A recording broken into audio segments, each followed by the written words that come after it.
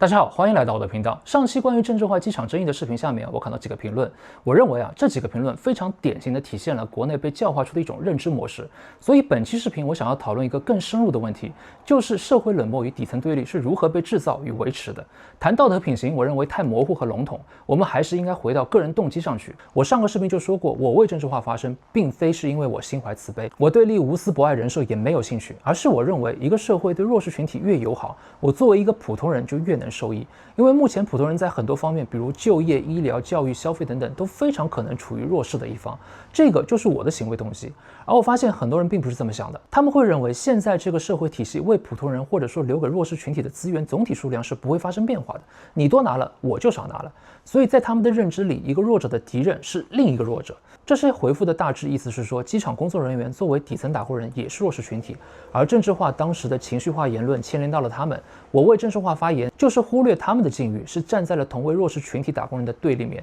但问题是我上期视频从头到尾都没有把矛头指向机场的工作人员，我从来没有讨论过是哪个具体的人做错了，我关注的重点一直在无障碍设施的缺失，更重要的是所谓的反转引起的对政治化的冷嘲热讽，显示了我们的环境缺乏人文关怀。我一直在讨论的是整个社会的问题。那么我很好奇，这些人怎么如此丝滑的就把打工人的卑微搬出来当挡箭牌呢？好像拿一个更弱势的出来就能表示政治化的诉求是不合理的。我想这里面有两个原因。第一，他们下意识的就认定，在现在国内的体制下，机场的舆情处理最后肯定要让底层背锅。他们早就对这种让底层承担上层决策后果的套路习以为常。所以我这个视频为政治化发声时，他们本能的替打工人担忧。但是我们更应该思考的，难道不该是为什么背锅的总是打工人吗？第二是共情偏差，他们认为政治化虽然身体不便，但他是明星有钱，相比之下那些机场的工作人员更弱势，比起共情身体不便的残障者，从自身出发，他们也更容易带入打工人，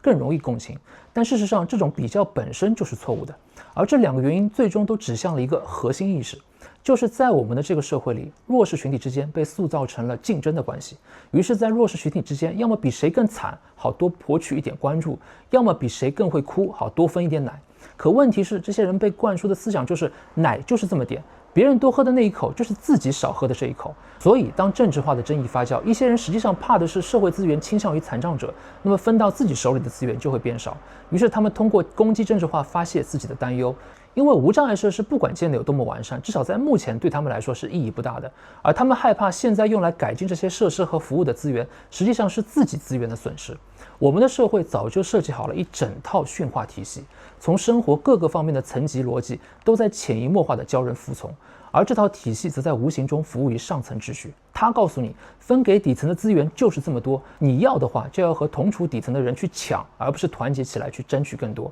他甚至还制造饥饿，使人时刻处于一种为了点吃的就不择手段的状态。试问一个自顾不暇的人，怎么去谈关怀他人？从哪里谈人文意识呢？而可笑的是，真正的权力正捏着大把的资源站在高处，面带微笑地看着下面弱者和弱者之间的互相攻击。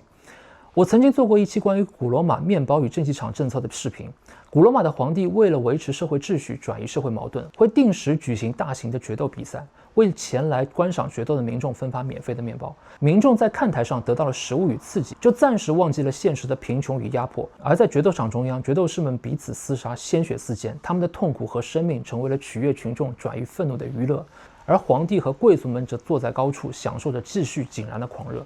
这种景象是不是很熟悉？当我们今天的社会把底层的争论、弱者之间的对立当成社会话题时，其实也在复制着那场决斗。我们在为谁更惨、谁更该被同情争得面红耳赤，有人痛骂政治化矫情，有人在为政治化辩护。可真正该被追问的问题是，为什么分配给底层的资源少得可怜？为什么我们对这种分配制度的正确性深信不疑？为什么这样的制度让所有的弱势群体都在流血，而这样的问题却被埋没在喧嚣里？这个就是现代社会的精神决斗场，血腥不再来自于刀剑，而是来自于语言和标签。而那份免费的面包，也许是一段带节奏的视频，一场短暂的情绪释放，足以让人忘记谁才是真正看台上的那位皇帝。